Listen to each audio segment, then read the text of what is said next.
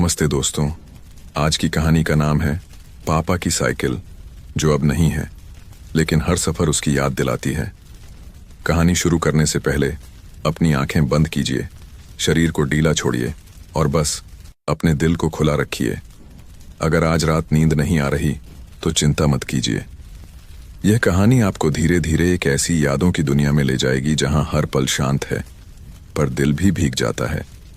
क्या आपने कभी किसी चीज को खोने के बाद महसूस किया है कि वो अब भी आपके आसपास है, बस दिखाई नहीं देती? चलिए आज हम चलते हैं उसी याद की तरफ जो घंटी की एक हल्की सी आवाज की तरह आरव के दिल में अब भी गूंज रही है। प्यारे दोस्तों, कहानी शुरू करने से पहले आप हमारे चैनल को सब्सक्राइब करें और घंटी के निशान को जरूर दबाएं ताकि जब भी हम कोई नई कहानी लाएं उसकी गर्माहट सबसे पहले आप तक पहुंचे। अगर आपको नींद नहीं आती या मन बेचैन रहता है तो ये कहानी सिर्फ और सिर्फ आपके लिए है। तो अब अपने कमरे की सारी लाइट्स बंद कर लीजिए, आराम से लेट जाइए, अपने शरीर को बिल्कुल ढीला छोड़ दीजिए और अपनी सांसों को महसूस कीजिए। ना ज्यादा तेज ना बहुत धीमी, बस वैसे ही जैसे ठंडी हवा धीरे से चेहरे को छूती है। अब हर चिंता, हर सोच को एक एक करके बाहर निकाल दीजिए। आप और हम बस इस पल में हैं। अब तैयार हो जाइए क्योंकि हम लेकर आए हैं एक ऐसी कहानी जो सिर्फ सुनने के लिए नहीं, महसूस करने के लिए है। आरव लगभग 10 साल का था जब पहली बार उसने पापा की साइकिल को छुआ था। एक पुरानी काली साइकिल जिसकी घंटी धीरे धीरे बजती थी, जैसे हर ध्वनि कह रही हो, मत डर, सफर लंबा है पर पापा साथ हैं। हर सुबह पापा उसे स्कूल छोड़ने जाते थे। रास्ते में पीपल का पेड़ आता था जहां पापा हमेशा घंटी बजाकर कहते, आरव कभी किसी से जलना मत, साइकिल की तरह बस आगे बढ़ते रहना। आरव मुस्कुराकर घंटी दबाता, हाँ पापा, बिल्कुल आगे। पापा हंसते, बस इतना ही कहना मत सीख, करके दिखाना। उस दिन सूरज थोड़ा तेज था लेकिन साइकिल की परछाई सड़क पर ऐसे फैली जैसे किसी दोस्ती की रेखा खींची गई हो। आरव को हमेशा लगता था कि पापा की साइकिल सिर्फ लोहे की चीज नहीं है, वो उनके बीच का रिश्ता है जो हर सफर के साथ मजबूत होता जाता है। एक शाम जब सर्द हवा चल रही थी, पापा ने कहा, आरव कल तुझे मैं साइकिल चलाना सिखाऊंगा। आरव के चेहरे पर खुशी ऐसी फूटी जैसे दिए की लौ अंधेरे में जल उठे। उस रात वो सो न पाया, बार बार आंखें खोल के खिड़की से देखता, साइकिल को निहारता रह गया, जैसे वो उससे बातें कर रही हो। कल मैं तुम्हें चलाऊंगा, आरव धीरे से बोला, और गिरूंगा भी नहीं। साइकिल की घंटी धीरे से हिली, हल्की सी ध्वनि आई। आरव हंसा, देखो तुम्हें भी मंजूर है ना। अगली सुबह पापा ने उसे गली के अंत तक ले जाया। साइकिल थोड़ी पुरानी थी पर उसमें अब भी पापा की मेहनत की चमक थी। अब बैठ जा, मैं पीछे से पकड़े रहूंगा, पापा ने कहा। आरव थोड़ा घबराया लेकिन बैठ गया। पहला पेडल धीरे धीरे घूमा, दूसरा तेज। हवा चेहरे से टकराई और उस पल आरव को ऐसा लगा जैसे वो उड़ रहा है। पीछे से पापा की आवाज आई, मत डर, मैं यहीं हूं। पर जब उसने पीछे मुड़कर देखा, पापा थोड़ा पीछे खड़े थे, हाथ हटा चुके थे। साइकिल अब वो खुद चला रहा था। उस पल आरव के दिल में एक नई आवाज गूंजी, अब तू चलना सीख गया है बेटा। दिन गुजरते गए, साइकिल के साथ हर याद जुड़ती गई। कभी पापा उसे बाजार ले जाते, कभी झील के किनारे बैठकर बतियाते। आरव को हमेशा लगता था कि उसके पापा दुनिया के सबसे मजबूत आदमी हैं। उनके पास ना पैसे ज्यादा थे ना कपड़े नए, पर दिल इतना बड़ा था कि हर दुख समा जाए। लेकिन एक दिन कुछ ऐसा हुआ जो आरव की दुनिया बदल गया। वो बरसात की रात थी। पापा को शहर से वापस आना था। उन्होंने कहा था, आरव मैं जल्दी आऊंगा, तू सो जा। पर आरव सो न सका। बिजली कड़क रही थी, बारिश खिड़की पर टकटक कर रही थी। रात के 12 बज गए, फिर 1 बजे, फिर 2। पापा अब तक नहीं आए। अचानक दूर से घंटी की आवाज आई, ट्रिंग। आरव उठ गया। वो भागकर बाहर आया। सड़क पर बस बरसात थी और पापा की साइकिल गिरी हुई, मिट्टी से सनी। पापा कहीं न थे। सुबह गांव वालों ने बताया कि पापा का एक्सीडेंट हो गया था। आरव बस खामोश खड़ा रहा। साइकिल की घंटी मिट्टी में ढंसी थी जैसे वो भी रो रही हो। पापा की जेब से एक पुराना कागज मिला। उस पर लिखा था, अगर मैं वापस ना आऊं तो इस साइकिल को कभी बेचना मत। ये हमारे हर सफर की पहली सीढ़ी है। आरव ने वो कागज हाथ में पकड़ा और बस इतना कहा, मैं वादा करता हूं पापा, ये साइकिल हमेशा मेरे साथ रहेगी। दिन सालों में बदले। मां बीमार पड़ी और फिर आरव को शहर जाना पड़ा काम ढूंढने के लिए। गांव छोटा था पर सपने बड़े। पापा की साइकिल अब थोड़ी जंग खा गई थी, पर आरव उसे साथ ले गया। ट्रेन के डिब्बे में जब उसने उसे कोने में रखा तो उसका हाथ उस घंटी पर रह गया। आंखों से एक बूंद गिरी, जैसे वो भी पापा की आवाज को सुन रहा हो। मत डर, सफर लंबा है, पर तू अकेला नहीं है। ट्रेन चल पड़ी। प्लेटफॉर्म की भीड़ धीरे धीरे पीछे रह गई, पर आरव को लगा जैसे हर चेहरा पापा की तरह मुस्कुरा रहा है। उसने घंटी को धीरे से छुआ और उसकी आवाज आई, ट्रिंग। वही आवाज जो हर बार पापा के साथ थी। वो रात ट्रेन की खिड़की से आसमान देखते गुजरी। सितारे टिमटिमा रहे थे और आरव सोच रहा था, क्या कभी कोई सितारा भी साइकिल चलाता होगा? कहीं पापा भी तो वहीं नहीं है, किसी सफर पर, किसी नई राह पर। उसने धीरे से कहा, पापा, मैं अब शहर जा रहा हूं, आपकी साइकिल के साथ। देखना, एक दिन इससे ही कुछ बड़ा करूंगा। ट्रेन की सीटी बजी और कहानी का पहला पन्ना यहीं खत्म होता है। पर आगे क्या होगा जब आरव शहर पहुंचेगा और वहीं उस साइकिल से अजीब अजीब आवाजें आने लगेंगी? क्या ये पापा की याद है या कुछ और रहस्यमयी बात? ट्रेन के रुकने की आवाज आई। आरव धीरे धीरे उठा और अपनी पुरानी साइकिल को नीचे उतारने लगा। प्लेटफॉर्म पर भीड़ थी, लोगों की चिल्लाहट, ठेले वालों की आवाजें, बच्चों का रोना, सब कुछ नया था। गांव की शांत गलियों से निकलकर यह शहर जैसे एक तूफान था जो हर दिशा में भाग रहा था। आरव ने साइकिल को संभालते हुए गहरी सांस ली और कहा, पापा, अब असली सफर शुरू हुआ। शहर में किराए के कमरे ढूंढना आसान नहीं था। दिन भर घूमते घूमते जब पैर जवाब देने लगे तो एक पुरानी झोपड़ी नुमा दुकान के पीछे उसे एक छोटा सा कमरा मिल गया। किराया सस्ता था, पर अंदर अंधेरा और सीलन भरा हुआ। उसने कोने में साइकिल रखी और थका हुआ जमीन पर बैठ गया। कमरे में खामोशी थी, पर तभी ट्रिंग ट्रिंग घंटी अपने आप बज उठी। आरव चौंक गया। कमरे में कोई नहीं था, साइकिल हिली भी नहीं, फिर भी घंटी की आवाज आई थी। उसने पास जाकर साइकिल को छुआ। पापा, उसने बहुत धीमी आवाज में कहा। हवा चल रही थी, पर खिड़की बंद थी। उसने खुद को समझाया, थक गया हूं शायद, बस आवाज कानों में गूंज रही है। लेकिन रात भर वो घंटी 2-3 बार और बजी। अगली सुबह आरव ने शहर में एक ढाबे पर काम शुरू किया। काम छोटा था, पर पेट भरने लायक। दिन भर बर्तन धोता, टेबल साफ करता और रात को लौटकर साइकिल के पास बैठ जाता। साइकिल पर जमी धूल को साफ करता, जैसे किसी अपने का चेहरा पोंछ रहा हो। वो बोला, पापा, मैं कोशिश कर रहा हूं, लेकिन यह शहर बहुत बड़ा है, मैं कहां से शुरू करूं? एक दिन जब वो ढाबे से लौट रहा था, रास्ते में एक लड़का मिला। उम्र में शायद 10-11 साल का, चेहरे पर धूल, कपड़े फटे हुए, पर आंखों में कुछ अजीब चमक थी। लड़का बोला, भैया, आपकी साइकिल पुरानी है, लेकिन उसकी घंटी बहुत अच्छी है। आरव ने हैरानी से पूछा, तुम्हें कैसे पता? लड़का मुस्कुराया, रात में जब आप सो रहे थे, मैं बाहर था, घंटी की आवाज आई थी, मैंने सुना था, वो अपने आप बजी थी, है ना? आरव चौंक गया। तुम कौन हो? मेरा नाम सोनू है, लड़का बोला। मैं पास की झोपड़ी में रहता हूं, मुझे साइकिल ठीक करना आता है, अगर कभी मदद चाहिए तो बताना। आरव कुछ देर चुप रहा, फिर बोला, ठीक है, कल आना। अगले दिन सोनू आया। उसने साइकिल को ध्यान से देखा, फिर बोला, यह बहुत पुरानी है, लेकिन इसका हर हिस्सा किसी ने प्यार से बनाया है, जैसे किसी ने अपने दिल से इसमें जान डाली हो। आरव मुस्कुरा दिया। हाँ, मेरे पापा।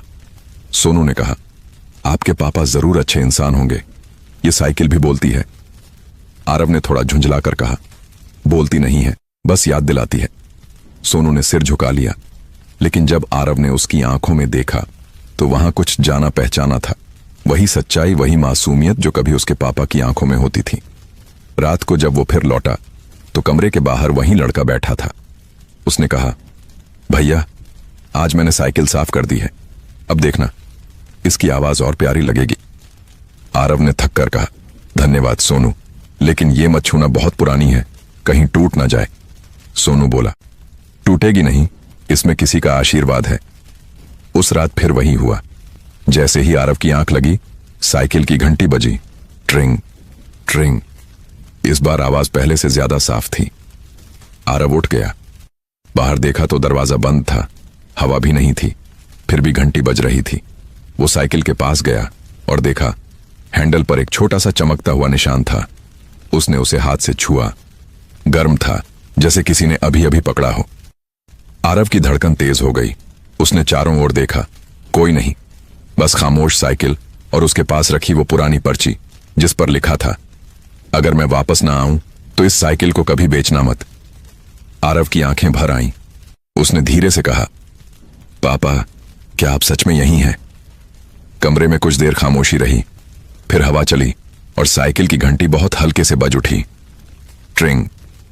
उसने सिर झुका लिया और पहली बार शहर की भीड़ में उसे एक अपनापन महसूस हुआ।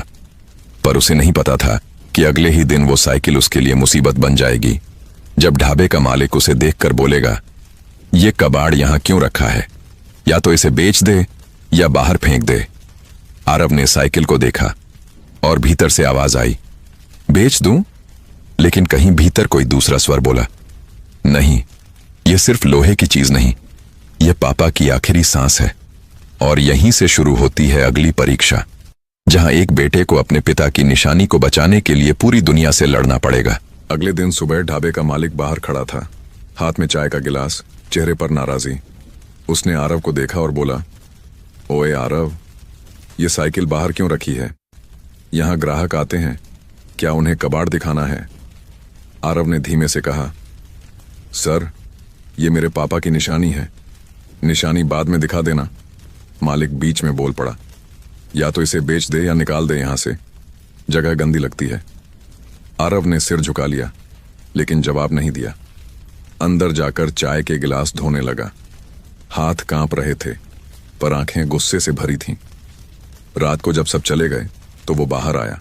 साइकिल वहीं थी, कीचड़ में सनी, लेकिन हैंडल से वहीं चमक निकल रही थी। उसने हाथ फेरते हुए कहा, पापा, सबको यह कबाड़ लगता है, पर मुझे नहीं। तभी पीछे से एक आवाज आई, कबाड़ नहीं, कहानी है। आरव मुड़ा। सोनू खड़ा था। तू यहां क्या कर रहा है? आरव ने पूछा। सोनू बोला, मैं दिन में कबाड़ के पास काम करता हूं, लेकिन रात में वहीं सोता हूं। आपकी साइकिल देखी तो यहीं आ गया। आरव ने थकी आवाज में कहा, सोनू, इस साइकिल से मत खेलना, ये मेरे लिए सब कुछ है। सोनू मुस्कुराया, आप डरते क्यों हैं? डर तो उन्हें लगता है जिनके पास कुछ छिपाने को होता है। आरव थोड़ा झेंप गया, मुझे कुछ नहीं छिपाना। रात बीतने लगी। दूर बिजली के खंभे की लाइट झिलमिलाने लगी। अचानक फिर वही आवाज आई, ट्रिंग ट्रिंग। सोनू ने धीरे से कहा, देखा, ये खुद बोल रही है। आरव ने सख्त लहजे में कहा, चुप रह, हवा होगी।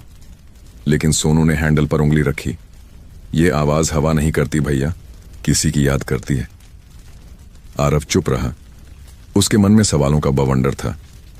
क्या सचमुच साइकिल में कुछ है, या ये सब उसका भ्रम है? वो बोला, सोनू, तू कहता है तू कबाड़ के पास काम करता है, लेकिन तूने कल जो निशान बताया वो तूने कैसे पहचाना? सोनू थोड़ा चुप हुआ, फिर धीरे से बोला, क्योंकि यही साइकिल मेरे सामने थी जब मेरे पापा गए थे। आरव चौंक गया। क्या मतलब? सोनू की आंखें भीग गईं। बहुत साल पहले मेरे घर के पास एक आदमी था जो साइकिल से रोज दूध पहुंचाने आता था। बारिश की रात थी, वो फिसल गया और उसके बाद बस साइकिल रह गई। आरव के अंदर कुछ टूटा। उसने कुछ नहीं कहा, बस साइकिल को देखा। वही रात, वही बारिश। उस रात आरव नींद में डूबता रहा, पर मन जागता रहा। सपना आया, वो सड़क देखी, वही साइकिल, वही बारिश, और उस साइकिल के आगे कोई चल रहा था, वही पापा। पापा पीछे मुड़े और बोले, आरव, अब वक्त है साइकिल को वहां पहुंचाने का जहां ये असली मायने रखती है। आरव ने पूछा, कहां पापा? पापा मुस्कुराए, जहां उम्मीदें मरती नहीं, बस सफर चलता रहता है। अचानक आवाज तेज हुई, ट्रिंग ट्रिंग ट्रिंग, और आरव नींद से जाग गया। सुबह जब उठा, साइकिल गायब थी। दरवाजा बंद था, पर साइकिल नहीं थी। वो बाहर भागा, सड़क, गली, हर कोना देख डाला, लेकिन साइकिल नहीं मिली।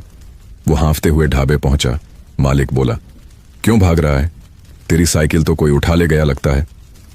आरव का चेहरा सफेद पड़ गया। किसने ली? कौन जाने, रात को कोई बच्चा था, वही झोपड़ी वाला शायद। आरव तुरंत सोनू के ठिकाने पहुंचा। झोपड़ी खाली थी। अंदर बस एक पुराना कपड़ा और दीवार पर कोयले से लिखा था, मैंने साइकिल नहीं चुराई, बस उसे वहां ले जा रहा हूं जहां उसकी जगह है। उसकी सांस अटक गई। सोनू, कहां गया तू? शाम होने लगी। आरव थककर सड़क के किनारे बैठ गया। आसमान लाल था, जैसे किसी ने आग फैला दी हो। हवा में धूल थी और मन में डर। उसे लगा जैसे कोई आवाज कानों में फुसफुसा रही हो। आरव, तू हार नहीं सकता, चल, साइकिल तेरा इंतजार कर रही है। उसने सिर उठाया। दूर कहीं झील के पार वही घंटी की आवाज सुनाई दी, ट्रिंग ट्रिंग। वो उठ खड़ा हुआ। पापा? और बिना सोचे उस आवाज की दिशा में चल पड़ा, जहां कुछ ऐसा उसका इंतजार कर रहा था जो उसकी जिंदगी की दिशा ही बदल देगा। आरव ने कदम तेज किए। झील तक पहुंचते पहुंचते सूरज ढल चुका था और आसमान में हल्की लालिमा रह गई थी। दूर पेड़ों के पीछे झील का पानी चमक रहा था, जैसे किसी ने उसमें चांदी घोल दी हो। हवा में ठंडक थी, पर आरव के माथे से पसीना टपक रहा था। वो चारों ओर देख रहा था, आवाज की दिशा पहचानने की कोशिश कर रहा था। फिर अचानक ट्रिंग ट्रिंग, वही घंटी इस बार झील के उस पार से आई। आरव ने बिना सोचे झील के किनारे से होकर पगडंडी पर कदम रखा। रास्ता फिसलन भरा था, कीचड़ से भरा। हर कदम के साथ पानी के छींटे उड़ते। वो हाँफते हुए बोला, सोनू, अगर तू यहां है तो सामने आ। पर कोई जवाब नहीं आया। बस दूर कहीं साइकिल की परछाई दिखाई दी, आधी पानी में आधी हवा में। वो करीब पहुंचा तो देखा साइकिल सीधी खड़ी थी। कोई उसे पकड़े हुए नहीं था, फिर भी वह गिर नहीं रही थी। हैंडल पर वही पुराना कपड़ा बंधा था जो उसके पापा हमेशा इस्तेमाल करते थे। आरव ने कांपते हाथों से साइकिल को छुआ। पापा, आप? झील के पानी पर लहरें बनी और हवा में एक हल्की सी ठंडक फैली। अचानक साइकिल की घंटी अपने आप बजने लगी, ट्रिंग ट्रिंग ट्रिंग। आरव पीछे हट गया। क्या हो रहा है? उसने डर और हैरानी से कहा। तभी उसके पीछे आवाज आई, डर मत भैया, ये गुस्सा नहीं है। वो पलटा। सोनू था, चेहरे पर मिट्टी, आंखों में आंसू। आरव ने गुस्से में कहा, तू यहां क्यों आया? तूने साइकिल क्यों लाई? सोनू बोला, क्योंकि इसे यहां आना ही था। ये झील, यही तो वो जगह है जहां आपके पापा आखिरी बार थे। आरव के कदम वहीं रुक गए। क्या? सोनू ने धीमे स्वर में कहा, मैंने आपको झूठ नहीं कहा था।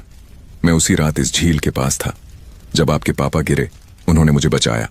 मैं छोटा था, डर गया था। उन्होंने साइकिल को मेरे ऊपर झुका दिया ताकि मैं बच जाऊं, और फिर बस वो लहरें। आरव के हाथ कांपने लगे। वो झील की ओर देखने लगा। तो पापा उसी रात? सोनू ने कहा, हाँ, और यही साइकिल उस वक्त मेरे ऊपर थी। जब बारिश रुकी तो मैंने देखा इसकी घंटी अपने आप बजी थी, जैसे वो किसी को बुला रही हो। आरव की आंखों से आंसू गिरने लगे। उसने धीरे से साइकिल के फ्रेम को सहलाया। तो यही वजह थी कि ये मुझे बुला रही थी। सोनू ने कहा, शायद ये सिर्फ आपकी नहीं, हमारी भी याद है। अचानक झील के ऊपर धुंध फैलने लगी। हवा ठंडी हुई और साइकिल की घंटी फिर बजी, लेकिन इस बार उसकी आवाज अलग थी, गहरी, धीमी, जैसे कोई बोल रहा हो। आरव ने महसूस किया कोई उसके पीछे खड़ा है। उसने धीरे धीरे सिर घुमाया, वहां कोई नहीं था। फिर पानी की सतह पर हल्की आकृति दिखाई दी, वही साइकिल चलाते हुए एक आदमी की छाया। आरव ने रूंधे गले से कहा, पापा, क्या आप सच में हैं? छाया मुस्कुराई, सिर हिलाया और हवा में विलीन हो गई। आरव वहीं बैठ गया, हाथ जोड़े।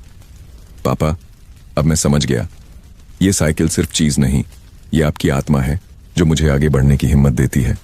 सोनू चुपचाप उसके पास बैठ गया। दोनों कुछ देर कुछ नहीं बोले, बस झील की लहरें और साइकिल की घंटी की हल्की गूंज। थोड़ी देर बाद आरव बोला, सोनू, तू मेरे साथ चल, हम इसे ठीक करेंगे। इसे सिर्फ याद नहीं रहने देंगे, इसे जिंदा रखेंगे। सोनू मुस्कुराया, भैया, अब ये हमारी साइकिल है। दोनों ने मिलकर साइकिल उठाई। जैसे ही आरव ने हैंडल पकड़ा, घंटी अपने आप बज उठी, ट्रिंग और उस आवाज में अब डर नहीं, शांति थी। झील के ऊपर धीरे धीरे चांद निकला। उसकी रोशनी साइकिल पर पड़ रही थी, जैसे कोई आशीर्वाद दे रहा हो। आरव ने मन ही मन कहा, पापा अब मैं रुकूंगा नहीं, आप जहां भी हैं वहां से बस देखना, मैं आपकी साइकिल को फिर से जिंदा कर दूंगा। और जैसे ही दोनों झील के किनारे से शहर की ओर लौटे, पीछे से फिर वही घंटी बजी, ट्रिंग ट्रिंग। पर इस बार वो डरावनी नहीं थी, जैसे कोई पिता अपने बेटे से कह रहा हो, जा बेटा, अब तेरा रास्ता तू खुद तय कर सकता है। शहर की सुबह फिर शुरू हुई। आसमान पर हल्की धुंध थी और सड़कों पर लोगों की चहल पहल। आरव और सोनू उस झील वाले रास्ते से लौट रहे थे। साइकिल उनके बीच थी, टूटी फूटी लेकिन किसी अजीब सी चमक में लिपटी हुई।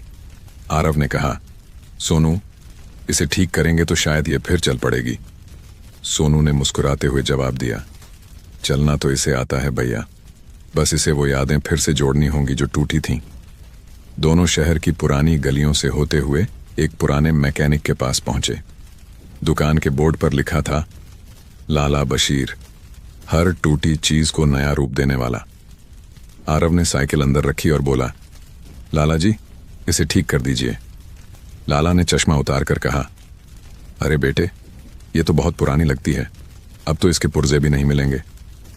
आरव ने थोड़ा रुककर कहा, कृपया कोशिश करिए, ये मेरे पापा की निशानी है।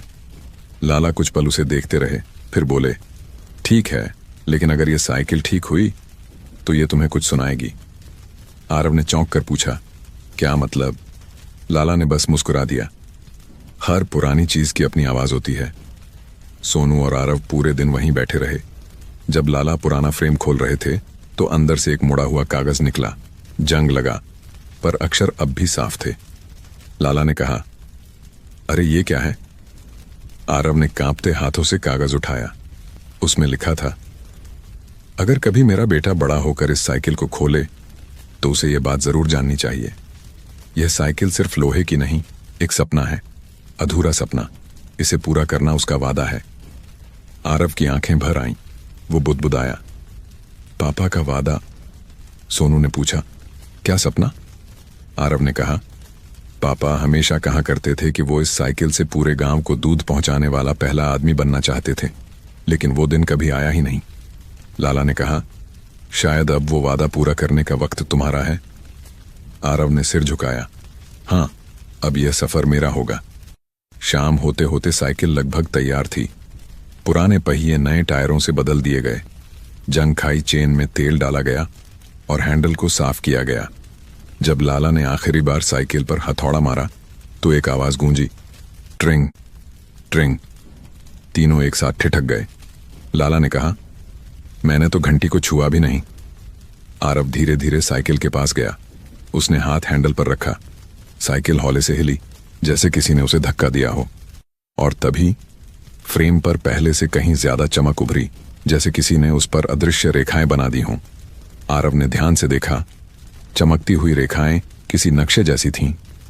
सोनू ने कहा, भैया, ये तो रास्ता लग रहा है।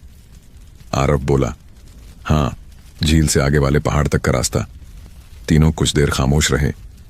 फिर लाला ने कहा, शायद वहीं कुछ है जो तेरे पापा ने अधूरा छोड़ा था। आरव ने साइकिल की घंटी पर हाथ रखा और आवाज आई, ट्रिंग, जैसे किसी ने कहा हो। हाँ, वहीं चलना है।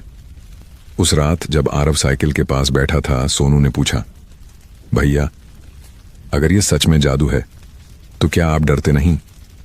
आरव ने हल्की मुस्कान के साथ कहा, सोनू, डर तो तब लगता था जब पापा चले गए थे। अब जो कुछ भी है वो बस उनका हिस्सा है और मैं उसे पूरा देखना चाहता हूं। साइकिल शांत खड़ी थी, पर उसकी छाया दीवार पर हिल रही थी। दीवार पर छाया में जैसे किसी की आकृति बनी हो, पापा की। आरव ने आंखें बंद की। हवा ने धीरे से पंखा हिलाया और घंटी एक बार फिर बजी, ट्रिंग। उसने मन ही मन कहा, पापा, अब मैं चलूंगा उस अधूरे सफर की ओर। और अगले ही दिन आरव और सोनू निकल पड़े उस रहस्यमयी रास्ते पर, जहां न जाने क्या इंतजार कर रहा था। सुबह का सूरज धीरे धीरे शहर की छतों से झांक रहा था। आरव ने साइकिल को सामने रखा और हाथ से उसकी घंटी छुई। ट्रिंग। वही पहचानी आवाज। सोनू ने कहा, भैया, नक्शे के हिसाब से पहाड़ वाले रास्ते से चलना होगा। आरव ने गहरी सांस ली। चल सोनू, अब वही हमारी मंजिल है।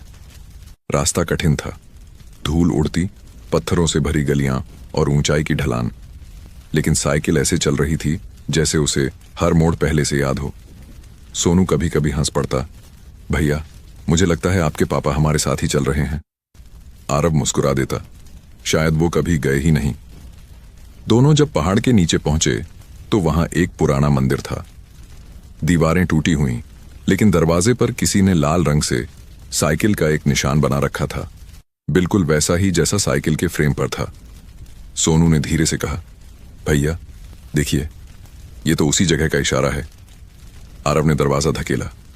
अंदर अंधेरा था, पर जैसे ही साइकिल की घंटी बजी, अंदर एक दीपक अपने आप जल उठा। आरव और सोनू हैरान रह गए। दीवारों पर पुरानी तस्वीरें टंगी थीं, कुछ गांव की, कुछ लोगों की, और एक तस्वीर में आरव के पापा थी, हाथ में वही साइकिल, चेहरे पर मुस्कान। सोनू ने धीरे से कहा, आपके पापा ने यह जगह बनाई थी क्या? आरव ने कंधे उचकाए। मुझे पता नहीं, पर शायद यह उनका छोटा स्कूल या आश्रम हो। तभी साइकिल अपने आप आगे बढ़ी, धीरे धीरे, जैसे किसी अदृश्य हाथ ने उसे धक्का दिया हो। वो मंदिर के पीछे एक छोटे कक्ष तक गई और वहां रुक गई। आरव ने देखा, दीवार में एक पत्थर थोड़ा निकला हुआ था। उसने उसे दबाया और अंदर से एक छोटी लकड़ी की पेटी गिर पड़ी। आरव ने धीरे से पेटी खोली। अंदर कुछ पुराने कागज थे और एक डायरी। पहले पन्ने पर लिखा था, मेरे बेटे आरव के लिए, जब वो बड़ा हो जाए। आरव के हाथ कांप गए। उसने पन्ना पलटा। डायरी में पापा की लिखावट थी।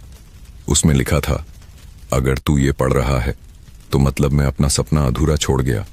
मैं चाहता था कि हर गरीब बच्चा स्कूल जा सके, इस साइकिल से किताबें पहुंचाई जा सकें। अगर तू कभी इस रास्ते पर आए तो मेरी मदद से ये काम पूरा कर दे। आरव की आंखों से आंसू गिरे। सोनू ने धीरे से उसका कंधा पकड़ा। भैया, हम दोनों मिलकर करेंगे ये काम। आरव ने साइकिल की घंटी को छुआ। ट्रिंग। इस बार घंटी की आवाज में एक अजीब गर्मी थी, जैसे पापा का स्पर्श मिल गया हो। साइकिल के फ्रेम की चमक धीरे धीरे धीमी पड़ी और उसकी जगह एक शब्द उभरा, शुरू करो। आरव ने धीरे से कहा, हाँ पापा, अब मैं शुरू करता हूं। दोनों मंदिर से बाहर आए। हवा थोड़ी ठंडी हो गई थी, पर दिल में गर्मी भरी थी। आरव ने सोनू से कहा, हम इसी साइकिल से बच्चों तक किताबें पहुंचाएंगे। अब ये हमारा काम होगा। सोनू ने मुस्कुराते हुए कहा, और आपके पापा का सपना भी पूरा होगा। जैसे ही दोनों पहाड़ से नीचे उतरने लगे, आसमान में बादलों के बीच से एक रोशनी नीचे गिरी। वो सीधे साइकिल पर पड़ी और फिर आसमान की ओर उठ गई। आरव ने ऊपर देखा, जैसे कोई मुस्कुरा रहा हो। वो धीरे से बोला, पापा, आप यहीं हैं ना? साइकिल की घंटी ने उत्तर दिया, ट्रिंग। अब सफर फिर शुरू हो चुका था, लेकिन इस बार सिर्फ यादों का नहीं, मिशन का सफर। पापा का अधूरा वादा अब बेटे के हाथों पूरा होने जा रहा था। कुछ हफ्तों बाद साइकिल फिर से चलने लगी, लेकिन अब उसका मकसद अलग था। पहले वह सिर्फ एक बेटे की याद थी, अब वह एक पिता का सपना थी। आरव और सोनू हर सुबह उठकर किताबों से भरा एक टोकरा साइकिल पर बांधते और निकल पड़ते, गांव-गांव, गलियों-गलियों में। साइकिल की घंटी अब बच्चों के लिए पहचान बन गई थी, ट्रिंग ट्रिंग। और बच्चे दौड़ते हुए कहते, किताब वाले भैया आ गए। आरव हर बच्चे को एक किताब देता और कहता, इसमें वो कहानी है जो तुम्हें उड़ना सिखाएगी। सोनू मुस्कुराता, और अगर तुम हर दिन एक पन्ना पढ़ लोगे तो ये साइकिल कल फिर आएगी। धीरे धीरे दोनों का काम फैल गया। लोग कहने लगे, वो देखो, पापा की साइकिल वाले दो लड़के जा रहे हैं। कभी कोई चाय वाला उन्हें मुफ्त में चाय दे देता, कभी कोई बूढ़ी अम्मा कहती, बेटा, मेरे पोते को भी एक किताब दे दो। लेकिन हर कहानी में कुछ लोग ऐसे होते हैं जिन्हें दूसरों की अच्छाई चुभती है। एक दिन जब दोनों पास के कस्बे में पहुंचे तो एक आदमी रास्ता रोककर बोला, ये क्या नाटक लगा रखा है? बच्चों को किताब बांटने से पेट भर जाएगा क्या? आरव ने शांति से कहा, पेट नहीं, पर आत्मा जरूर भरती है। वो आदमी हंस पड़ा, अच्छा, और जब भूख लगेगी तब आत्मा से दाल बनाना। भीड़ हंसने लगी, लेकिन आरव कुछ नहीं बोला। उसने बस घंटी दबाई और आगे बढ़ गया। शाम को जब वे झोपड़ी में लौटे तो देखा कि किताबों का कुछ हिस्सा चोरी हो गया है। सोनू बोला, भैया ये वही लोग होंगे। आरव ने कहा, हो सकता है, पर हमें रुकना नहीं है। अगर उन्होंने किताबें ली हैं तो पढ़ेंगे भी। सोनू ने हंसते हुए कहा, आप हमेशा हर बुरी बात में अच्छाई ढूंढ लेते हैं। आरव बोला, क्योंकि पापा ने कहा था, बुराई सिर्फ तब जीतती है जब अच्छाई डर जाती है। अगले दिन दोनों फिर निकले, लेकिन इस बार रास्ते में पहरेदार खड़े थे। एक ने कहा, सड़क पर फालतू घूमने की इजाजत नहीं है। आरव बोला, हम स्कूल नहीं गए बच्चों तक किताबें पहुंचा रहे हैं। दूसरा बोला, किताबें? क्या तुम्हारे पास लाइसेंस है? आरव ने साइकिल की ओर देखा। अचानक साइकिल की घंटी अपने आप बजी। ट्रिंग ट्रिंग, हवा चलने लगी और सड़क पर धूल घूमी। पहरेदार एक दूसरे को देखने लगे। ये क्या हुआ? आरव ने धीमे से कहा, हम बस सफर कर रहे हैं सर, कोई नुकसान नहीं करेंगे। पहरेदार थोड़ा डर गए। उनमें से एक बोला, जाओ लेकिन जल्दी निकलो। जैसे ही वे आगे बढ़े सोनू बोला, भैया क्या आपने घंटी दबाई थी? आरव मुस्कुराया, नहीं, वो तो खुद ही बोल उठी, शायद पापा फिर साथ थे। कई दिनों तक दोनों ऐसे ही चलते रहे। धीरे धीरे बच्चे उनसे कहानियां सुनने लगे और लोग भी जुड़ने लगे। पर फिर एक दिन शहर के बड़े दुकानदार ने गुस्से में कहा, ये लड़के हमारे स्कूल की किताबें मुफ्त बांट रहे हैं, इससे हमारा धंधा चौपट हो जाएगा। उसने लोगों में अफवाह फैला दी, ये साइकिल वाले टोना टोटका करते हैं, रात में घंटी अपने आप बजती है। धीरे धीरे लोग डरने लगे। कुछ बच्चों के माता पिता ने कहा, अब उनसे किताब मत लेना। आरव और सोनू टूट गए। जिस काम को उन्होंने उम्मीद का नाम दिया था वो अब शक में बदल गया था। उस रात दोनों झील के किनारे बैठे थे, वही जगह जहां साइकिल ने पहली बार बात की थी। सोनू ने कहा, भैया शायद हमें छोड़ देना चाहिए। आरव ने धीरे से कहा, नहीं सोनू, याद है पापा ने क्या लिखा था, अगर कोई तेरी साइकिल को गलत समझे तो रुकना नहीं, बस आगे बढ़ना। सोनू ने सिर झुका लिया, लेकिन अब कोई हमारी बात सुनेगा भी। आरव ने साइकिल की घंटी छुई। ट्रिंग। इस बार आवाज इतनी हल्की थी कि हवा भी रुक गई।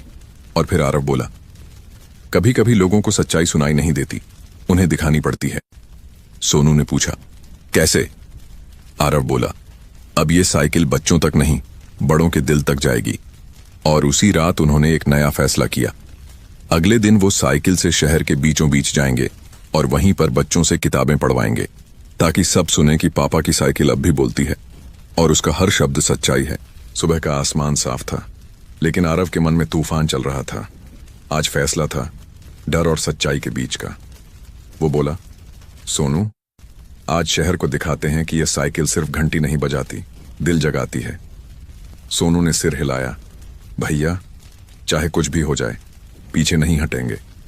दोनों ने साइकिल को चमकाया, टोकरों में किताबें भरीं और निकल पड़े शहर की ओर। रास्ते में लोग देखते रहे, कुछ हंसे, कुछ फुसफुसाए, यही हैं वो जादू वाले लड़के। लेकिन आरव बस एक ही बात सोच रहा था, अगर पापा होते तो वो भी यही करते। जब वे शहर के चौक पर पहुंचे, वहां भीड़ जुटी हुई थी। आरव ने साइकिल को बीच में रोका और ऊंची आवाज में बोला, भाइयों और बहनों, ये साइकिल मेरे पापा की थी। उन्होंने कहा था, अगर किसी के पास किताब नहीं तो उसे कहानी दो, क्योंकि कहानी इंसान को बदल देती है। लोग चुप हो गए। सोनू ने टोकरा खोला और बच्चों को किताबें बांटने लगा। बच्चे मुस्कुरा रहे थे, लेकिन कुछ चेहरे अब भी कठोर थे। भीड़ के पीछे से वही दुकानदार चिल्लाया, मत सुनो इनकी बात, ये सब ढोंग है, साइकिल में भूत है। कुछ लोग डर से पीछे हटे, कुछ ने पत्थर उठाए। आरव ने शांति से कहा, अगर इसमें भूत है तो वो मेरे पापा का है, जिसने सिखाया कि डर नहीं, दया फैलाओ। भीड़ में हलचल हुई। तभी दुकानदार ने साइकिल की ओर दौड़ लगाई। आज मैं इसका जादू खत्म करता हूं। उसने साइकिल को पकड़कर जोर से गिराया। घंटी बज उठी, ट्रिंग ट्रिंग ट्रिंग। लेकिन इस बार आवाज में गुस्सा नहीं था, गूंज थी। हवा अचानक तेज चलने लगी। साइकिल के पहिए अपने आप घूमने लगे। किताबें हवा में उड़कर बच्चों के पैरों के पास जा गिरीं। हर किताब का पहला पन्ना खुला और सब पर एक ही लाइन लिखी थी, डर से मत भागो, उसे रास्ता दिखाओ। भीड़ सन्न रह गई। कोई बोला, ये कैसे हुआ? आरव ने साइकिल उठाई। उसकी आवाज कांप रही थी, क्योंकि ये जादू नहीं, प्यार है, और प्यार हमेशा लौटता है। सोनू ने देखा, दुकानदार जमीन पर गिरा पड़ा था, डर से कांपता हुआ। उसने उठकर कहा, मुझे माफ कर दो, मैंने सोचा तुम झूठे हो। आरव ने उसे हाथ दिया। कोई बात नहीं, अब तुम भी एक किताब लो। उस आदमी ने कांपते हाथों से किताब पकड़ी और फूट फूट कर रो पड़ा। भीड़ में सन्नाटा छा गया। फिर एक बच्चे ने ताली बजाई, भैया जीते। और फिर सब बच्चे हंसने लगे, ताली बजाने लगे। आरव की आंखों से आंसू गिरने लगे, पर होंठों पर मुस्कान थी। साइकिल की घंटी अपने आप बजी, ट्रिंग, जैसे किसी ने कहा हो, शाबाश बेटा। शाम होने लगी। आरव और सोनू झील की ओर लौट रहे थे। साइकिल बीच में थी। सोनू ने पूछा, भैया क्या ये सब सच में पापा ने किया? आरव ने धीरे से कहा, शायद नहीं सोनू, शायद ये हम दोनों ने किया, लेकिन जब हम सही काम करते हैं तो वो हमारे साथ हो जाते हैं। झील के पास पहुंचे तो पानी में सूर्य का प्रतिबिंब चमक रहा था।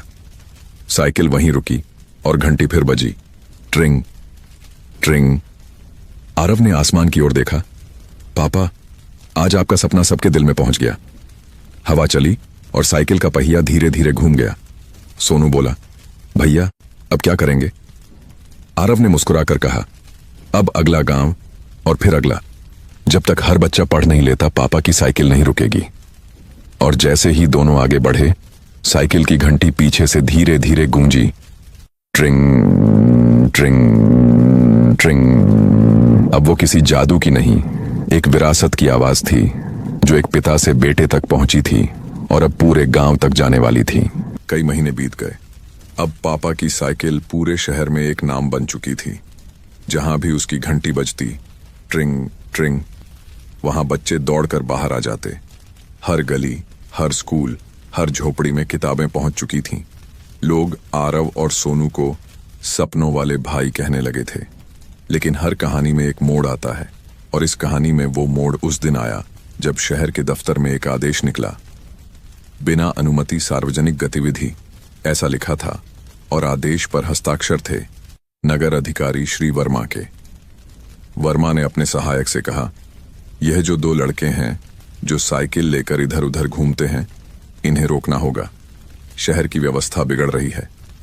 सहायक बोला, सर, लेकिन ये तो बस बच्चों को किताब बांटते हैं। वर्मा ने कठोर स्वर में कहा, नियम नियम होते हैं और नियम तोड़ने वालों को सजा मिलती है। अगले दिन जब आरव और सोनू एक छोटे गांव की ओर जा रहे थे, तो रास्ते में पुलिस की गाड़ी रुकी। एक अफसर बाहर निकला। तुम ही आरव हो? आरव बोला, जी हां, पर बात क्या है? तुम्हारी साइकिल को जब्त करने का आदेश है।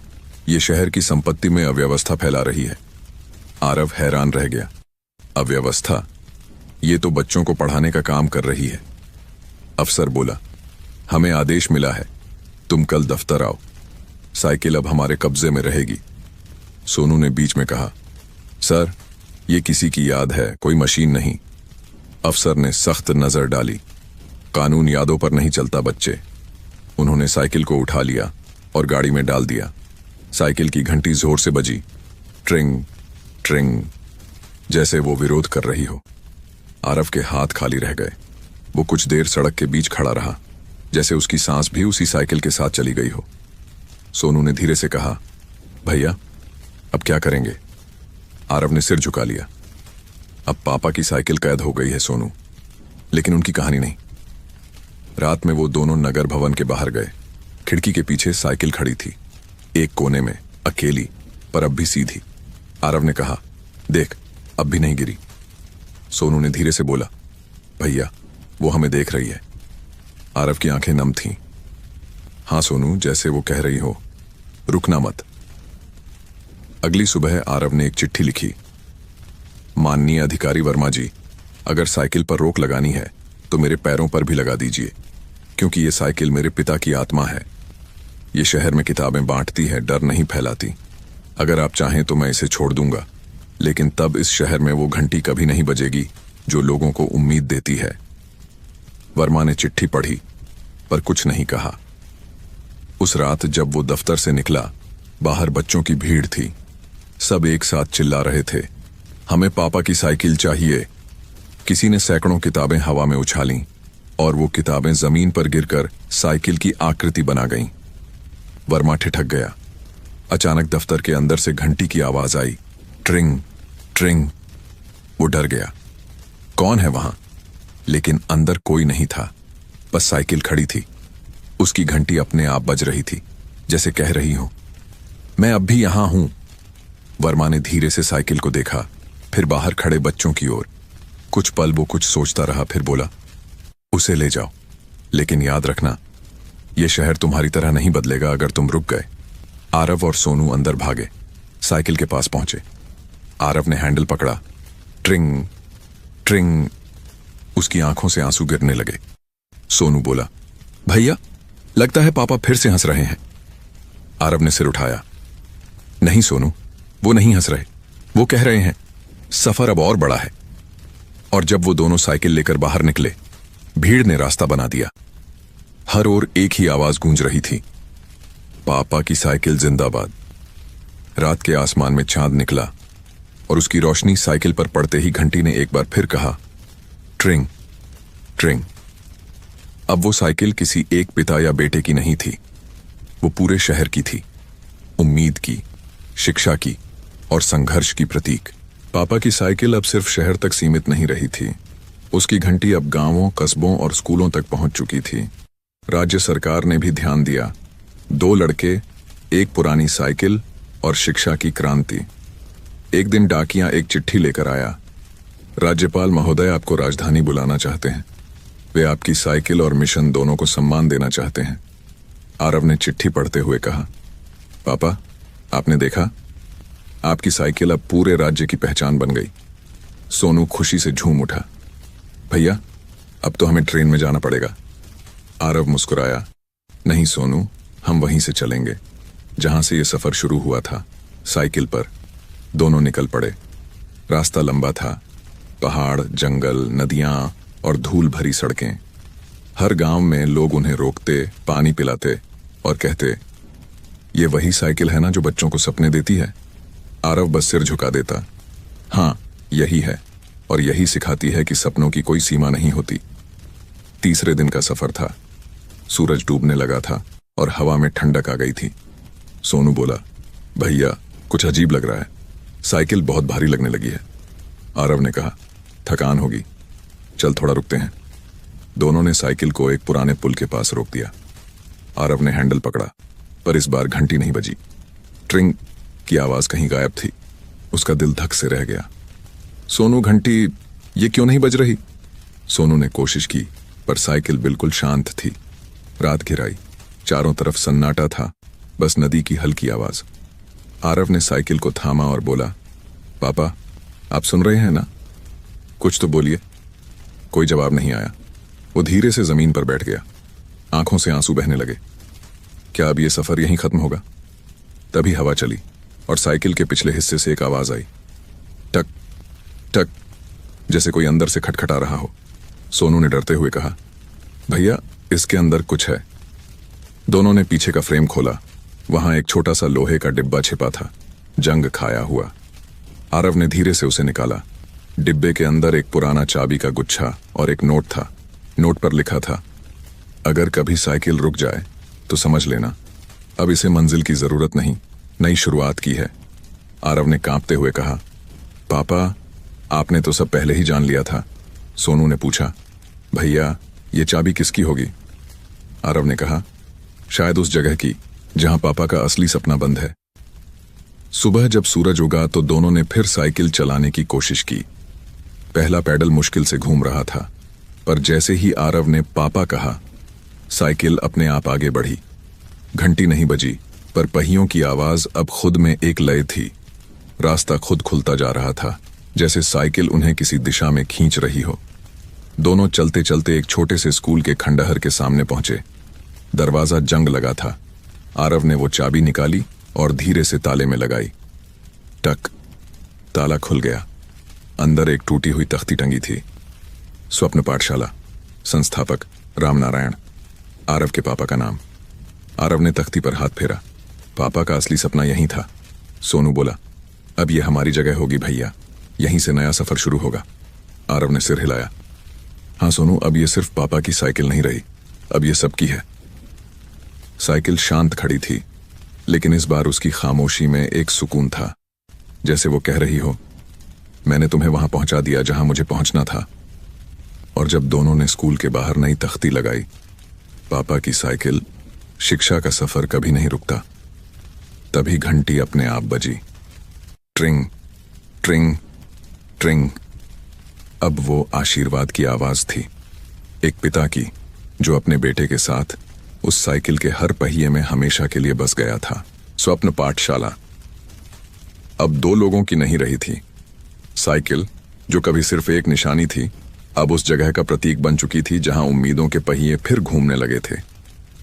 आरव ने पुराने स्कूल के टूटे दरवाजे को ठीक किया, दीवारों पर चूना लगाया और बीच में साइकिल रख दी, जैसे वही इस जगह की धड़कन हो।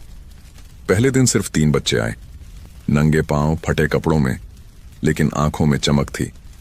सोनू ने कहा, भैया 3 बच्चे ही सही, पर शुरू तो हो गया। आरव ने मुस्कुराया। हर बड़ा सपना ऐसे ही शुरू होता है। हर दिन वो बच्चों को वही बातें सिखाते जो उनके पापा कहा करते थे। हर साइकिल की तरह जिंदगी में भी संतुलन जरूरी है, वरना गिर जाओगे। बच्चे हंसते, गिरते और फिर सीख जाते। धीरे धीरे कुछ और बच्चे आने लगे, लेकिन गांव के कुछ लोग अब भी शक में थे। एक दिन पंचायत के मुखिया आए। उन्होंने गुस्से में कहा, यह सब दिखावा है, पुराने खंडहर में कौन स्कूल खोलता है। आरव बोला, यह खंडहर नहीं, वही जगह है जहां सपने जड़ें पकड़ते हैं। मुखिया हंस पड़ा, सपनों से पेट नहीं भरता बेटा। आरव ने शांति से जवाब दिया, पेट आज भर जाएगा, लेकिन बिना शिक्षा के कल भूखा रहेगा। वो बात सीधे दिल में लगी, लेकिन मुखिया ने मुंह फेर लिया। उन्होंने लोगों में अफवाह फैलाई, आरव लोगों को बेवकूफ बना रहा है, उसकी साइकिल में टोना है। कुछ बच्चों के माता पिता डर गए और उन्होंने बच्चों को स्कूल भेजना बंद कर दिया। आरव टूटने लगा। रात को साइकिल के पास बैठा और बोला, पापा, सब फिर मुझसे दूर जा रहे हैं, क्या मैंने गलती की? कमरे में खामोशी थी। सोनू चुपचाप उसके पास आया और बोला, भैया, गलती नहीं की आपने, पर लोगों को सच्चाई दिखाने में वक्त लगता है। आरव ने कहा, पर कब तक? सोनू ने साइकिल की घंटी दबाई। ट्रिंग। आवाज हल्की थी, लेकिन उसमें वही भरोसा था, जैसे कोई कह रहा हो, रुकना मत। अगले दिन आरव ने कुछ अलग किया। उसने बच्चों से कहा, आज हम किताबें नहीं पढ़ेंगे, बल्कि गांव वालों को कहानी सुनाएंगे, अपने पापा की। शाम को पूरा गांव इकट्ठा हुआ। आरव ने साइकिल के पास खड़े होकर कहा, यह वही साइकिल है जिससे मेरे पापा हर सुबह दूध पहुंचाते थे। एक रात वो नहीं लौटे, लेकिन उनकी साइकिल लौटी। आज ये फिर चली है, किसी चीज बेचने नहीं, सिखाने के लिए। फिर उसने बच्चों से कहा, बोलो, तुम क्या सीखना चाहते हो? एक बच्चा बोला, मैं भी अपने पापा की तरह मेहनती बनना चाहता हूं। दूसरा बोला, मैं मां के लिए घर बनाना चाहता हूं। और सबसे छोटा बच्चा बोला, मैं भी साइकिल चलाना चाहता हूं ताकि किसी को पैदल न चलना पड़े। भीड़ में सन्नाटा छा गया। आरव ने कहा, देखिए, यही तो असली शिक्षा है, जब बच्चे अपने सपनों में दूसरों का भला देखते हैं। मुखिया के चेहरे का रंग बदल गया। उसने धीरे से पूछा, और ये घंटी क्यों अपने आप बजती है? आरव ने साइकिल की ओर देखा, फिर कहा, क्योंकि ये सिर्फ लोहे की नहीं, आशीर्वाद की बनी है। साइकिल की घंटी अपने आप बजी। ट्रिंग ट्रिंग। भीड़ में हल्की मुस्कानें फैल गईं। उस दिन के बाद हालात बदलने लगे। लोग धीरे धीरे अपने बच्चों को भेजने लगे। महिलाएं खाने का डब्बा लेकर आती, बुजुर्ग कहानियां सुनाने बैठ जाते। स्वप्न पाठशाला अब गांव की नई धड़कन बन चुकी थी। एक दिन वही मुखिया आया, सिर झुकाकर बोला, बेटा, मैंने तुम्हें गलत समझा, ये खंडहर सच में अब मंदिर बन गया है। आरव ने हाथ जोड़कर कहा, धन्यवाद, लेकिन मंदिर नहीं, ये घर है, हर उस बच्चे का जिसे जिंदगी में मौका चाहिए। रात को जब सब चले गए, आरव ने साइकिल को देखा। दीवार पर चांदनी पड़ रही थी और हैंडल से वहीं हल्की रोशनी झलक रही थी। वो बोला, पापा, आपका सपना अब जड़ें पकड़ चुका है। घंटी बहुत धीरे बजी। ट्रिंग, जैसे कोई बहुत दूर से कह रहा हो, अभी बहुत सफर बाकी है बेटा। आरव मुस्कुराया। हाँ पापा, अब ये सफर कभी नहीं रुकेगा। और अगले ही दिन उसने बच्चों को बताया, अब हम ये साइकिल लेकर दूसरे गांवों में भी स्कूल खोलेंगे। सोनू बोला, फिर से सफर?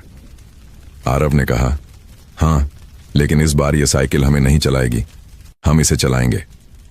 और जैसे ही उसने पैडल दबाया, घंटी ने एक बार फिर अपनी जानी पहचानी आवाज में कहा, ट्रिंग ट्रिंग। अब वो सिर्फ याद की नहीं, युग की साइकिल बन चुकी थी। सुबह का आसमान सुनहरा था, ठंडी हवा में आशा की महक थी। आरव ने साइकिल पर नया झंडा बांधा, जिस पर लिखा था, स्वप्न पाठशाला, हर बच्चे के सपने को रास्ता। सोनू ने पूछा, भैया आज कहाँ चलेंगे? आरव बोला, आज उस गांव में जहां लोग कहते हैं यहां बच्चे पढ़ नहीं सकते। हम उन्हें बताएंगे कि साइकिल की तरह अगर पैडल चलाओगे तो मंजिल अपने आप मिल जाएगी। दोनों मुस्कुराते हुए निकले। रास्ता लंबा था, लेकिन साइकिल का हर पहिया उम्मीद से भरा था। हर गांव में बच्चे इंतजार करते। कहीं कोई लड़की किताब को फूल की तरह छूती, कहीं कोई बूढ़ा कहता, काश मेरे जमाने में भी कोई ऐसा होता। आरव की आंखें चमक उठतीं, अब वक्त बदल जाएगा। लेकिन एक शाम जब सूरज ढल रहा था और दोनों पहाड़ी रास्ते से गुजर रहे थे, तब किस्मत ने करवट ली। अचानक बादल गरजे, हवा तेज हुई और बारिश शुरू हो गई। सड़क कीचड़ में बदल गई। सोनू बोला, भैया संभालिए, नीचे खाई है। आरव ने हैंडल कसकर पकड़ा। घबराना मत, बस संतुलन बनाए रख। पर तभी पहिए फिसले, साइकिल लड़खड़ाई। सोनू चिल्लाया, भैया। एक झटका लगा और तीनों, आरव, सोनू और साइकिल, नीचे गिर पड़े। चोटें आईं, खून निकला और साइकिल एक पत्थर से टकराकर रुक गई।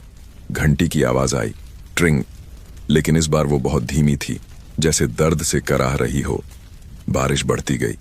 आरव ने कोशिश की उठने की, लेकिन पैर में चोट थी।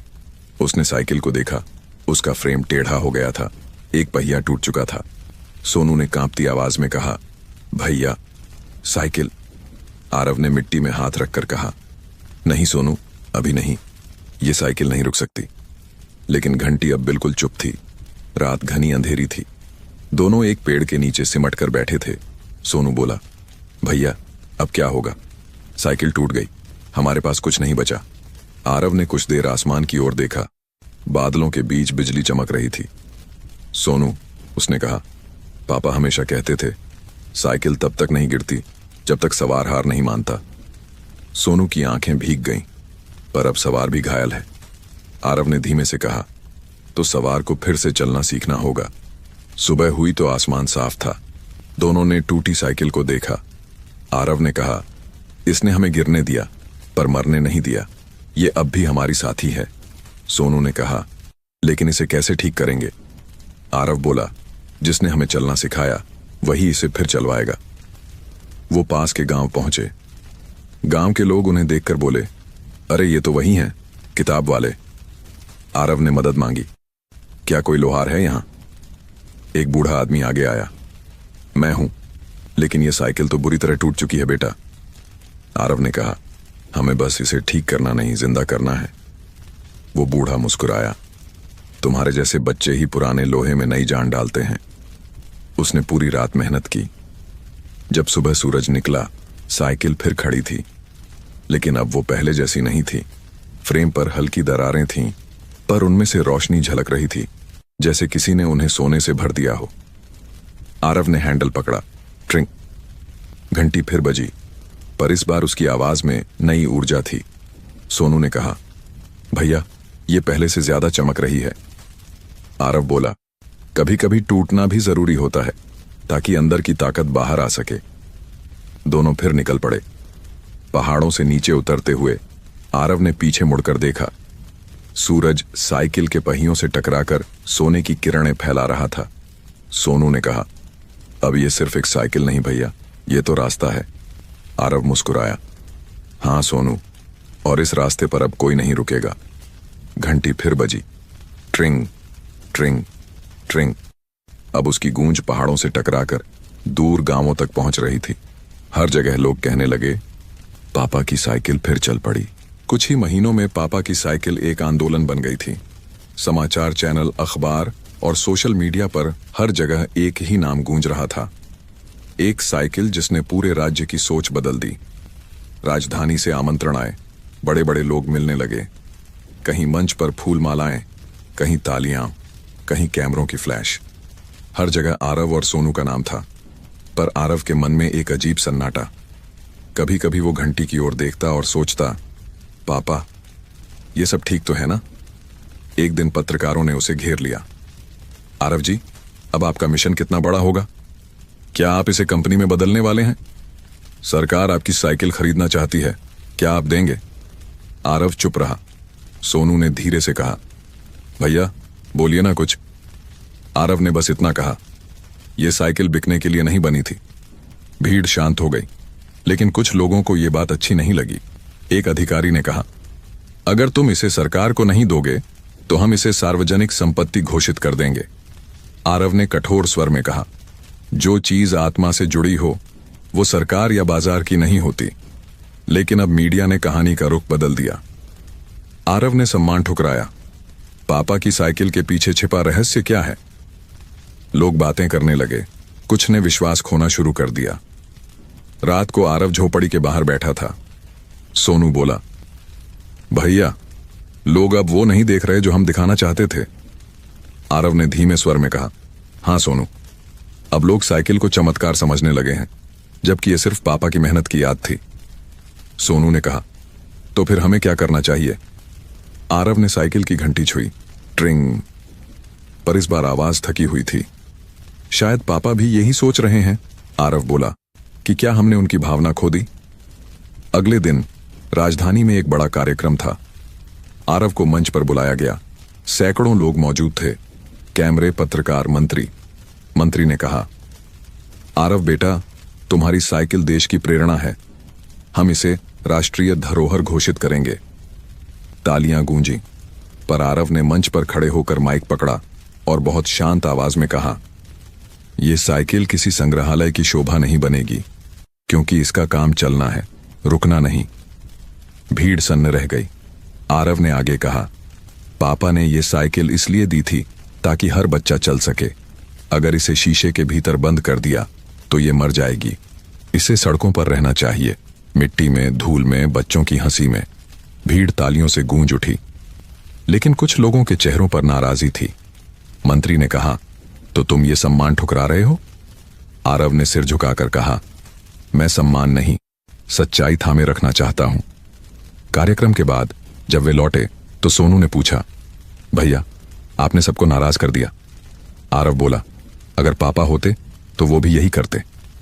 सोनू हंसा, कभी कभी मुझे लगता है आप खुद पापा बन गए हैं। आरव मुस्कुरा दिया, नहीं सोनू, मैं तो बस उनकी साइकिल चला रहा हूं।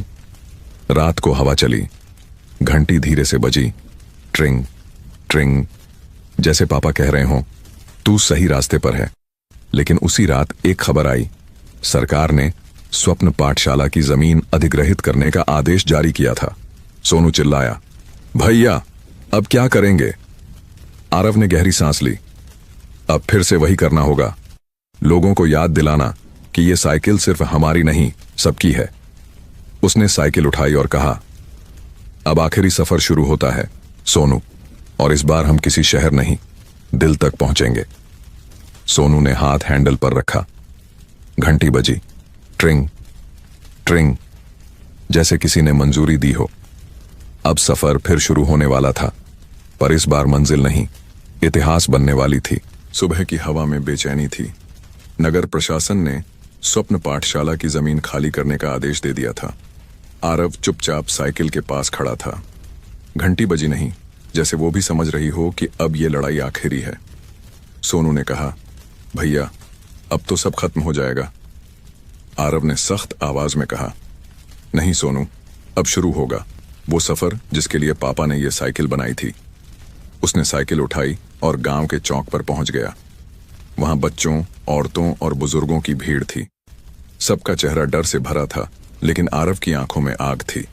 उसने ऊंची आवाज में कहा, अगर कोई इस जमीन को ले सकता है तो पहले इस साइकिल को रोक कर दिखाए, क्योंकि यह सिर्फ मेरी नहीं, हर उस बच्चे की है जिसने इससे सपना देखा है। भीड़ सन्न रह गई। फिर किसी ने पीछे से कहा, हम तुम्हारे साथ हैं आरव। फिर एक और आवाज आई, पापा की साइकिल को कोई नहीं रोक सकता। और धीरे धीरे सैकड़ों लोग एक साथ बोलने लगे, सपना बंद नहीं होगा। सोनू ने साइकिल की घंटी दबाई। ट्रिंग ट्रिंग आवाज गूंज उठी, जैसे हर दिशा से पापा का आशीर्वाद लौट आया हो। अगले कुछ दिनों में यह आंदोलन पूरे राज्य में फैल गया। लोग पोस्टर बनाने लगे। बच्चों ने दीवारों पर लिखा, जहां साइकिल बजेगी वहां शिक्षा चलेगी। समाचार चैनलों ने इसे पापा की साइकिल आंदोलन का नाम दिया। सरकार पर दबाव बढ़ा, पर वर्मा साहब अब भी अड़े हुए थे। एक दिन वो खुद गांव पहुंचे। आरव उनके सामने खड़ा हुआ। वर्मा बोले, आरव, तुम समझते क्यों नहीं? कानून सबके लिए एक जैसा होता है। आरव बोला, हाँ, लेकिन जमीन की कीमत उससे नहीं तय होती कि वो किसकी है, बल्कि उससे कि उस पर क्या बोया जा रहा है। और यहां हम सपने बो रहे हैं। वर्मा कुछ पल चुप रहे। साइकिल के पास गए और बोले, यही साइकिल है ना जिसके लिए इतना हंगामा? उन्होंने हैंडल पकड़ा, पर तभी घंटी अपने आप बजी। ट्रिंग। वो चौंक गए। किसने दबाई? आरव बोला, किसी ने नहीं सर, ये बस तब बजती है जब कोई इसे गलत छूता है। भीड़ में हंसी गूंज गई। वर्मा ने गुस्से में कहा, ठीक है, तो कल तक ये जमीन खाली कर दो। आरव बोला, नहीं सर, कल नहीं, कल हम यहां बच्चों का वर्ग लगाएंगे, और अगर चाहें तो आप भी सुन सकते हैं कि शिक्षा कैसी आवाज करती है। अगले दिन सुबह पुलिस के ट्रक आ गए, लेकिन सैकड़ों बच्चे पहले से ही वहां बैठे थे। किताबें खोले, साइकिल के आसपास घेरा बनाए। आरव बीच में खड़ा था और धीरे से बोला, पापा, आज आपकी परीक्षा है और हमारी भी। घंटी बजी। ट्रिंग ट्रिंग ट्रिंग। हवा चली और अचानक आकाश में धूल का बादल उठा। लोगों ने ऊपर देखा। सूरज की किरणें सीधे साइकिल पर पड़ रही थीं। उसकी घंटी अब लगातार बज रही थी, जैसे किसी मंदिर का शंखनाद हो। वर्मा साहब ठिठक गए। पुलिस के जवान पीछे हट गए।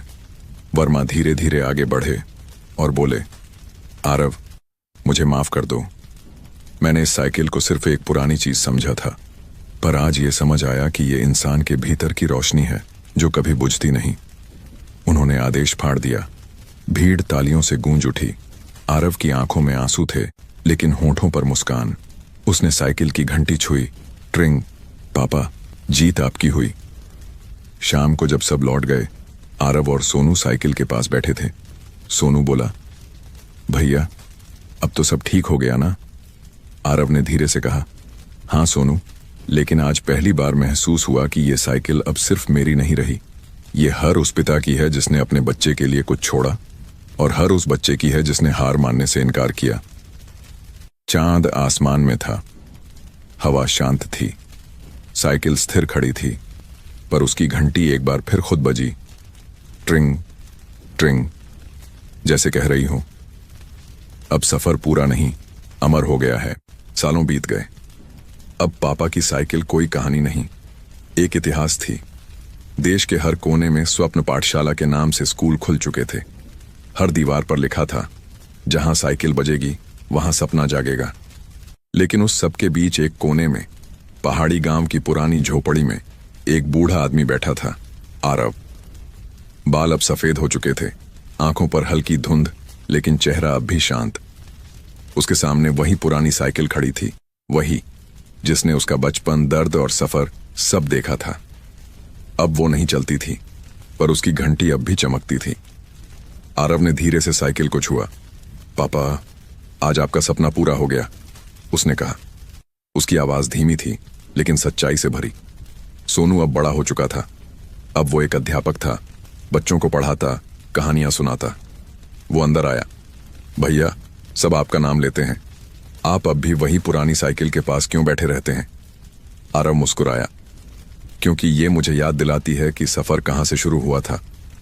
सोनू ने कहा, लेकिन अब तो दुनिया बदल गई है, नई साइकिलें, गाड़ियां, बड़े स्कूल। आरव ने हल्की हंसी के साथ कहा, हाँ, लेकिन दिल की सवारी अब भी इसी से होती है। सोनू ने पास बैठकर कहा, भैया, बच्चे पूछते हैं कि क्या वो साइकिल अब भी बजती है? आरव ने साइकिल की घंटी को छुआ। ट्रिंग आवाज बहुत हल्की थी, लेकिन जैसे किसी पुराने गीत की अंतिम पंक्ति हो। अब भी बजती है, आरव बोला, बस सुनने वाला चाहिए। खिड़की से सूरज की आखिरी किरण अंदर आई। आरव ने आंखें बंद की। यादें एक एक कर सामने आईं। पापा की मुस्कान, बारिश की वो रात, झील की चमक, सोनू की हंसी और बच्चों की आंखों में उम्मीद। हर पल साइकिल की आवाज के साथ गूंज रहा था। ट्रिंग ट्रिंग ट्रिंग। सोनू बोला, भैया कल आपकी जयंती है, सब लोग आपको सम्मान देने आ रहे हैं। आरव ने आंखें खोलीं और धीमे स्वर में कहा, अगर आना है तो साइकिल के पास आना, मुझे नहीं। इसे धन्यवाद कहना, क्योंकि ये ही असली शिक्षक है। रात गहराती गई। आसमान में तारे जगमगाने लगे। आरव धीरे से उठा, साइकिल के पास गया, हैंडल पकड़ा और फुसफुसाया, चलो पापा, एक आखिरी सवारी। उसने घंटी दबाई। ट्रिंग। आवाज कमरे में गूंजी, दीवारों से टकराई, जैसे किसी पुरानी याद ने सांस ली हो। सुबह जब सूरज उगा तो सोनू अंदर आया। आरव कुर्सी पर बैठा था, मुस्कुराता हुआ, आंखें बंद। साइकिल के हैंडल पर उसका हाथ टिका हुआ था। घंटी की आवाज हवा में अब भी गूंज रही थी। ट्रिंग ट्रिंग। सोनू कुछ पल वहीं खड़ा रहा, फिर सिर झुका लिया। भैया आपने सफर पूरा कर लिया। उस दिन पूरे गांव में सन्नाटा था, लेकिन किसी ने देखा, हवा में साइकिल के पहिए हौले हौले घूम रहे थे। कोई छू नहीं रहा था, फिर भी वो चल रही थी, जैसे किसी अदृश्य हाथ ने उसे धक्का दिया हो। और झोपड़ी की दीवार पर रोशनी से बने शब्द उभर आए, सफर खत्म नहीं, बस सवार बदल गया। कुछ महीने बाद स्वप्न पाठशाला के हर स्कूल में एक ही दिन तय किया गया।